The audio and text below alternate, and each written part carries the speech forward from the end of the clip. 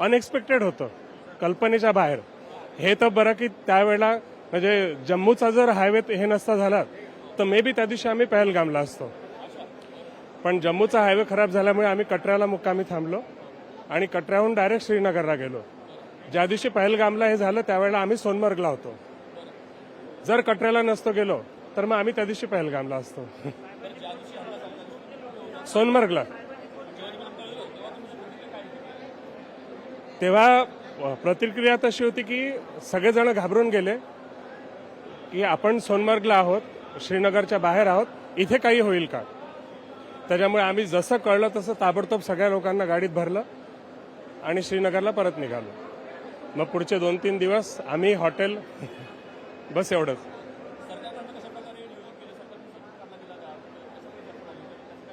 सरकारकडनं सगळं हे झालं. आम्हाला फोन येत होते, मंत्रालयातनं आला, मनोज मुंडे साहेबांचा फोन आला, प्रकाश आंबेडकर साहेबांचा फोन आला, ते कायम फॉलोअपमध्ये होते. मनोज मुंडे साहेब कायम फॉलोअपमध्ये होते आणि वेळोवेळी ते सगळे करत होते. विमान वाहतूक मंत्रालयातनं फोन आला आणि त्यांनी सगळी व्यवस्था केली म्हणून वारंवार ते सांगत होते की आम्ही व्यवस्था करतोय, काळजी करू नका. पण तरी जोपर्यंत तिकीट हातात पडत नाही तोपर्यंत थोडेसे म्हणजे भीती आणि एक धास्ती होतीच. पण काल रात्री 2 वाजता फोन आला त्यांचा, अतुल साहेबांचा, की तुम्हाला तिकीट पाठवलंय, चेक करून घ्या म्हणून.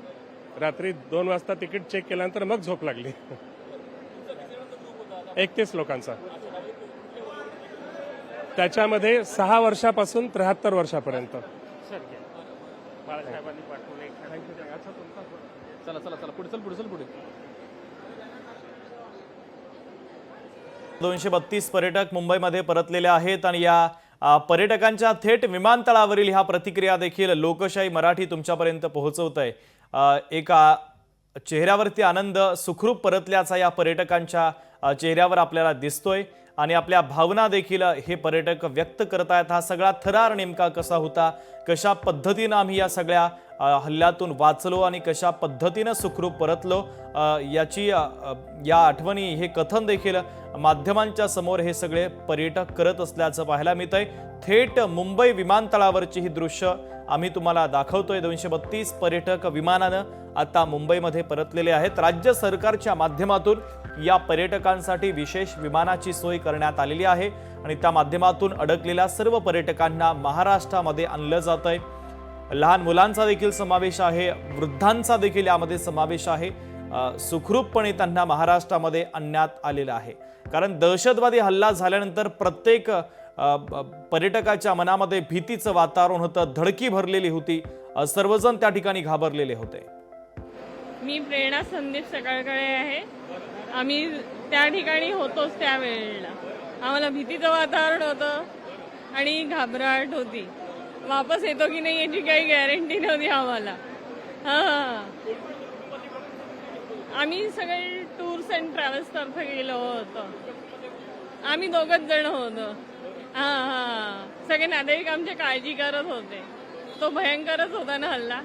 आम्ही टुरिस्ट म्हणून गेलो होतो पण भीतीचं वातावरण होतं, एकदम घबरा. सगळ्यांची मदत मिळाली आम्हाला. हॉटेल्समध्ये आम्ही व्यवस्थित होतो, सगळं व्यवस्थित होतं. अगदी काही काळजी म्हणजे असं नव्हतं, असं भीतीचं वातावरण नव्हतं. त्यांनी आमची छान सोय केली अगदी. शेगाव.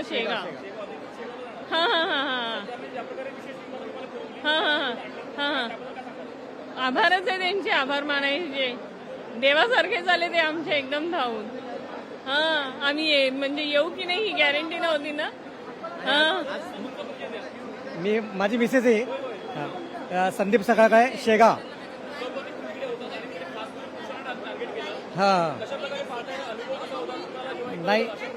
नाही आम्ही, आमच्या मनात स्वप्न होतं की आपल्या देशातला एक भाग आहे, आपला भाग आहे, त्या भागात कधीतरी आयुष्यात जायचं. यावेळेस पहिल्यांदा जमलं आमचं जाणं तिथे आणि तिथे गेल्यानंतर अशा घटना पाहिल्यानंतर आमचा जीव घाबरला.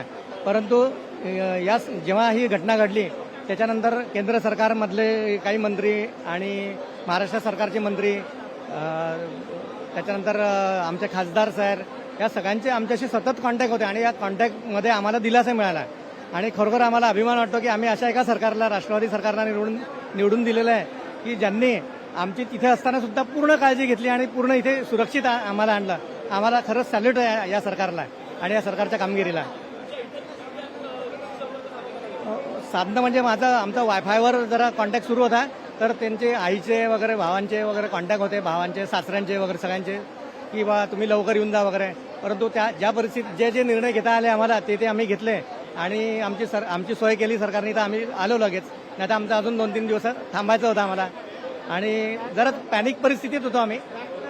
परंतु सरकारने आम्हाला धीर दिला आणि आमचे जे गुरुमाऊलीचे जे ट्रॅव्हल्सचे जे अंबादास सप्रे सर आणि साहू सर यांनी सुद्धा आम्हाला खूप सपोर्ट दिला आणि त्यांच्यामुळे आमचं हे व्यवस्थित आम्ही आलो. आम्हाला आनंद आहे आपल्या राज्यात आलेला.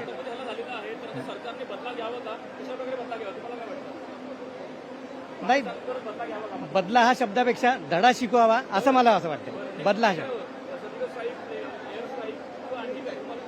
नाही, याबद्दलचा मी तज्ज्ञ नाही आहे. तिथे तज्ज्ञ माणसांना आपण निवडून दिलेलं आहे आणि त्यांनी त्याबद्दल योग्य निर्णय घेतील अशी मला जरूर गॅरंटी आहे. आणि मोदी सरकारकडनं नक्कीच आणि धडा शिकवायला पाहिजे.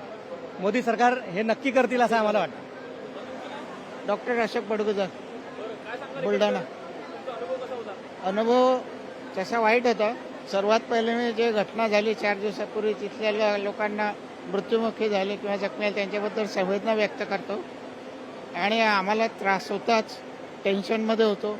पण आपल्या महाराष्ट्रातली मंडळी, दिल्ली सरकार यांनी आम्हाला सपोर्ट करून इथपर्यंत आणलं आणि सुखरूप पोहोचवलं. त्याबद्दल त्यांचे सर्वांचे मी आभार मानतो. बुलढाणा.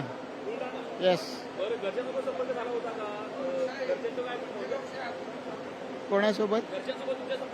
आम्ही सगळे 4 जण 5 जण आम्ही सोबतच होतो. मी, माझे मिसेस, माझा मुलगा, सून आणि नात. ज्यांचे मोबाईल होते त्यांच्यावरनं आम्ही एकमेकांसोबत संपर्क साधला जरा. आणि तिथे अशी परिस्थिती आहे सर, जम्मू काश्मीरमध्ये गेल्यानंतर आपलं सिम बंद पडते. हां, तिथल्या हॉटेलच्या वाल्याकडून व्हॉट्सअप घ्यावं लागते. मग ते व्हॉट्सअप कॉलवरच करता येतो फक्त आणि व्हॉट्सअप कॉलच रिसिव्ह करता येतो, बाकीचं नाही. तर मग तिथे एक सिम विकत घ्यावं लागते. पण ते सिम जम्मू काश्मीरची बॉर्डर ओलांडली की बंद पडते.